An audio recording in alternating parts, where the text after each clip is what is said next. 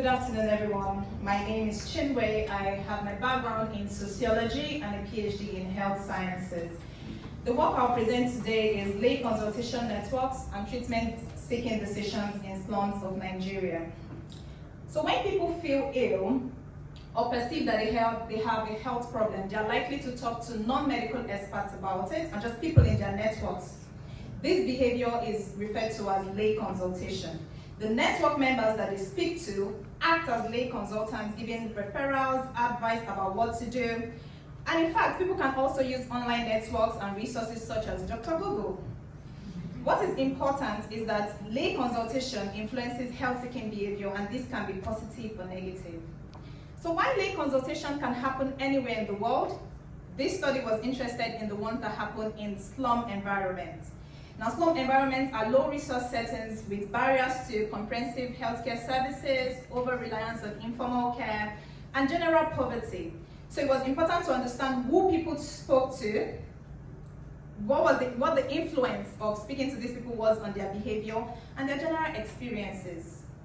So this study adopted a mixed methodology in which a survey was conducted amongst 480 persons aged 18 to 64, which is the working age in Nigeria. And then this was followed by interviews to further understand their experiences in depth. Here is the socio-demographic characteristics. But what is interesting is that while 9 in 10 persons had access to mobile phones, about slightly above half did not have access to the internet. Again, only 4% of this population had access to health insurance. So here is an illustration of the illness experience within which the lay consultation reported in this study is based upon. We see that about half of the population had an illness experience in the last week preceding the survey, most of which were infections. Again, please bear in mind that these were reported illnesses and may not have been diagnosed formally. And we see again that majority of the people use non-formal care for this experience. So, do they use lay consultation networks? The answer is yes. 8 in 10 persons spoke to at least one lay consultant prior to seeking care. The number of lay consultants ranged from 0 to 5, with most people having 1 or 2. The reason for the consultation is mostly to report, they say.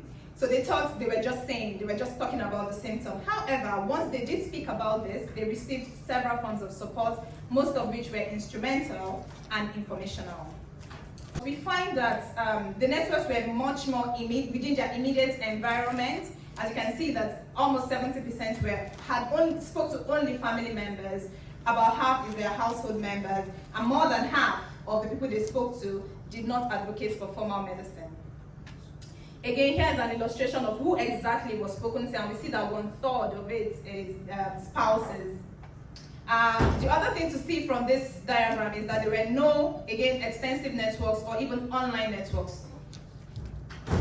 So did these networks have any influence on how people sought care? The answer is yes. People who spoke to non-family members only, or networks only, or dispersed networks were more likely to use informal care than formal care. Now to the experiences of the people. The themes that came out of the qualitative study include, firstly, that lay consultation was a multi-dimensional activity in which people were doing many things, including projecting their self-identity, e.g. people ask me what the secret of my well-being is, asking for support, again, just saying what their illnesses are.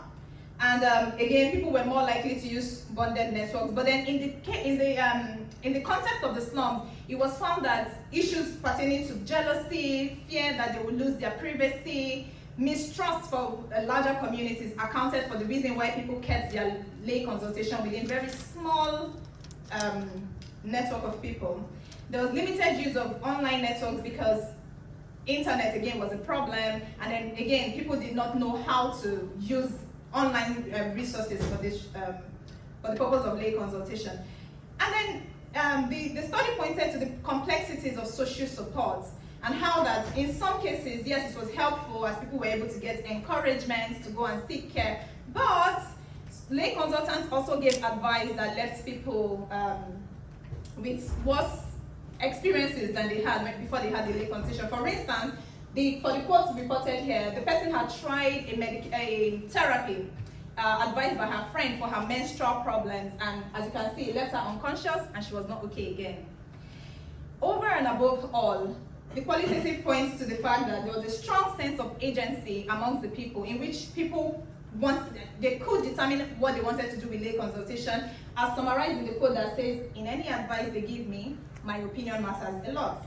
Lay consultation reported in this study was similar to those reported in other settings, but that the networks were less extensive. We need to be cautious about social support in low resource settings, as it's not always helpful. Agency exists despite constraints.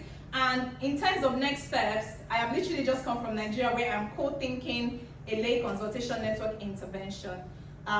Thank you for listening, and please keep in touch. Thank you very much indeed.